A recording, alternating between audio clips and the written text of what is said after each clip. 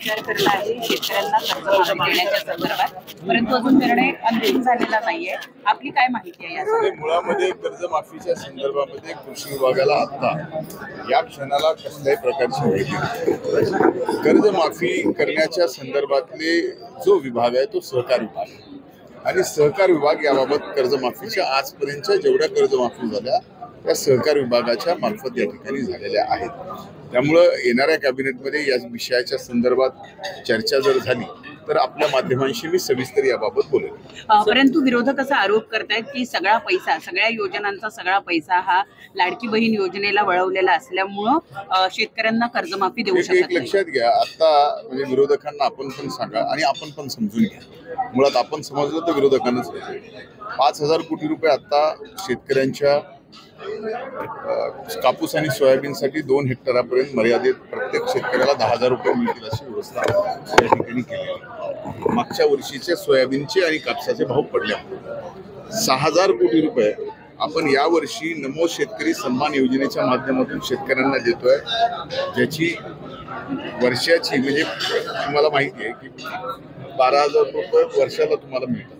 मग मला सांगा की एका शेतकऱ्याच्या कुटुंबात एक महिला शेतकऱ्याला 1,500 रुपये मिळतात, शेतकऱ्याला सुद्धा 1,200 रुपये मिळतात. ही एवढी संख्या तुम्ही समजून का घेत नाही? हा विषय विरोधक पूर्णपणाने या योजना या महाराष्ट्राच्या एकूण लोकसंख्येच्या 65% जनतेच्या खात्यात थेट जात आहेत याचं पोटसूळ जे विरोधकांमध्ये या ठिकाणी उठलंय. त्यामुळे याला बजेट आहे का, त्याला बजेट आहे का? अरे ज्या वेळेस या महायुती सरकारमध्ये 10वा अर्थसंकल्प 24-25चा मांडत असताना आदरणीय उपमुख्यमंत्री आणि आमचे राष्ट्रीय अध्यक्ष अजितदादा पवारांनी या ठिकाणी हा अर्थसंकल्प मांडला आणि ह्या योजना जाहीर केल्या. त्यामुळं या योजना पूर्णपणानं प्रत्येकाच्या ज्या लाभाच्या योजना आहेत त्यांच्या खात्यावरती पैसे दिल्याशिवाय आणि शब्द जो अर्थसंकल्पातून महाराष्ट्राच्या जनतेला आहे तो पूर्ण केल्याशिवाय हे महायुतीचं सरकार आणि अजितदादा स्वस्थ बसणार नाही. हा महाराष्ट्रातल्या तमाम 12 कोटी जनतेला विश्वास आहे. फक्त आपण पण एवढा विश्वास ठेवा आणि जो विश्वास आता जनतेच्या मनात आहे त्यांना कन्फ्यूज करायचा प्रयत्न करू नका. ही माझी आपणास आणि आपल्या माध्यमातून विरोधकांना पण विनंती आहे. एक लक्षात घ्या, माझी 15 दिवसापूर्वीच आदरणीय प्रकाश दादांच्या सोबत बोलणं झालं होतं. दादा अनेक वर्ष विधिमंडळामध्ये त्या ठिकाणी ते काम करतात. अनेक वर्ष ते माजलगाव विधानसभा मतदारसंघाचे आमदार म्हणून त्यांनी काम केलंय, राज्यात मंत्री म्हणून त्यांनी काम केलंय.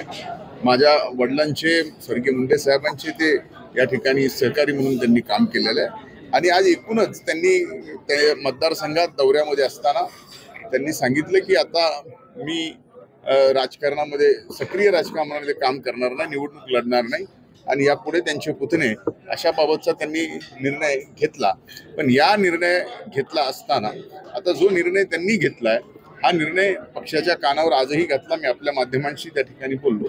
मला असं वाटतं की पक्ष नेतृत्व पुढील विषय निर्णयाला येतील. चर्चा करताना त्यांनी काही कारण सांगितलेलं आहे की काय? एक लक्षात घ्या, त्यांना ओव्हरऑल एकूणच काही कमरेच्या त्रास आहेत, काही त्याच्यात आपण त्यांच्या जे काही फिजिकल इश्यूज आहेत आणि त्यामुळं थोडंसं त्यांनी माघार घेतली असावी असा माझा समज आहे. कारण त्यांनी बोलताना मला हेच सांगितलं होतं की त्यांच्या एकूण आजारापोटी आणि इतके वर्ष मी काम करतोय आता मी थोडंसं थांबलं पाहिजे असं ते म्हणत होते. मी स्वतः त्यांना आग्रह केला की ही निवडणूक फार महत्त्वाची, आपण लढलं पाहिजे.